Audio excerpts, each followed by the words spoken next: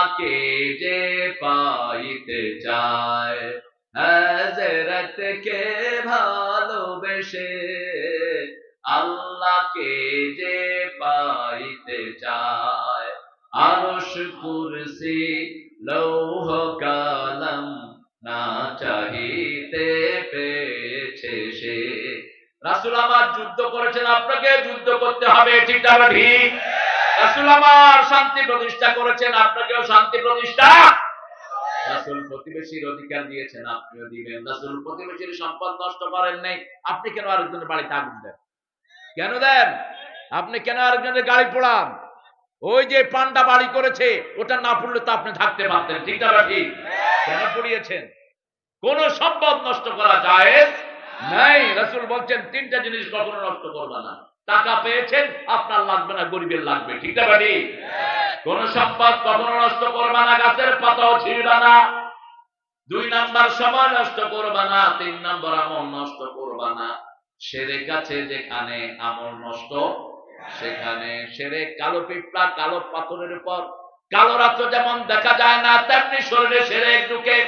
এই জন্য রাসূল প্রতি নামাজে পড়তেন, ইন্নী ওয়াজ্জাহাতু ওয়াজহিয়া লিল্লাযী ফাতারাস সামাওয়াতি ওয়াল আরদ হানিফান ওয়া মা আনা মিনাল মুশরিকিন।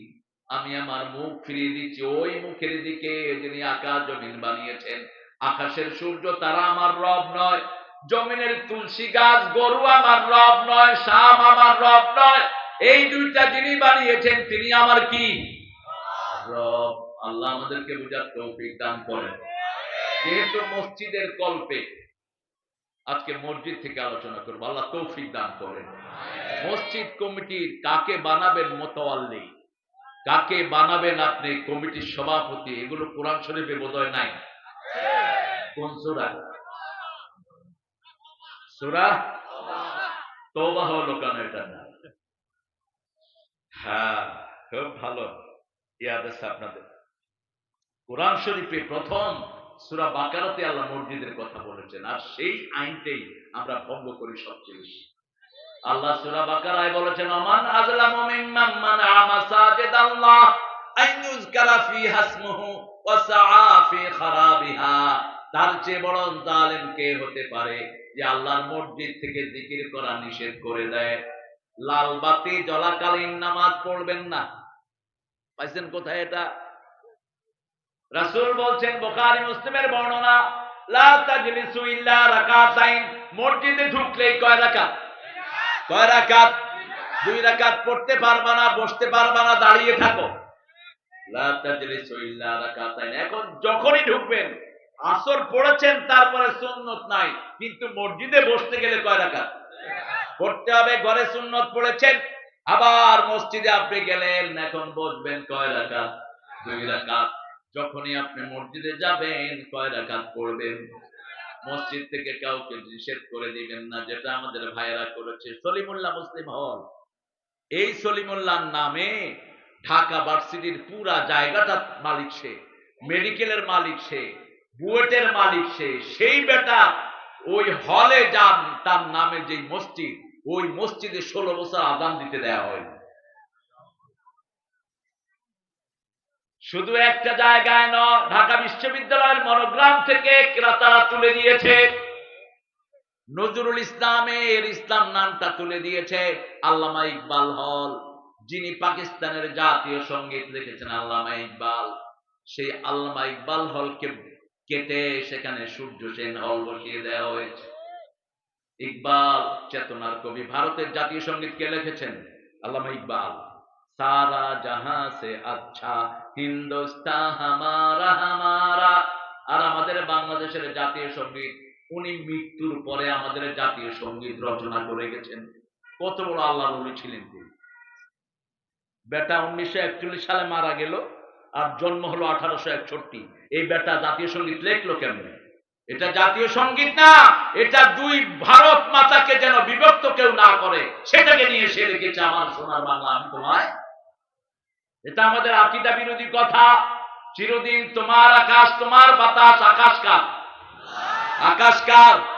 লিল্লাহি মা ফিস সামাওয়াতি ওয়া মা ফিল, আল্লাহ বলেছেন শুধু আকাশ নয়, আকাশ জমিনে যা আছে সব তোমাদের। আমরা বললাম আমাদের কি? আল্লাহ বলেন মা ইয়ামলিকুনা মিন কিতমির, খেজুরের দানার উপরে যে সাদা আবরণ থাকে সেটার মালিকও তুমি নও। সবকিছুর মালিক কে? পরের জায়গা, পরের জমিন।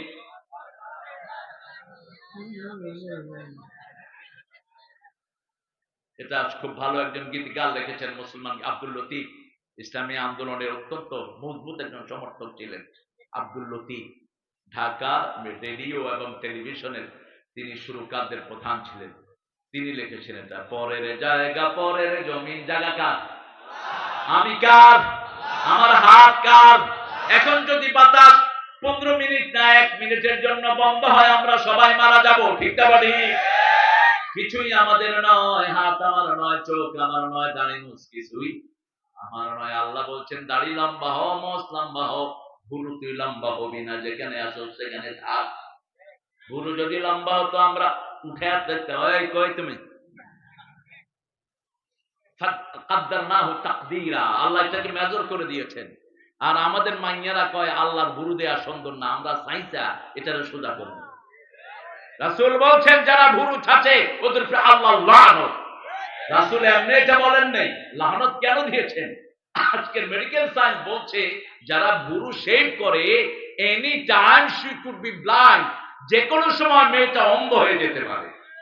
বারবার মাথা ছাঁচা নিষেধ।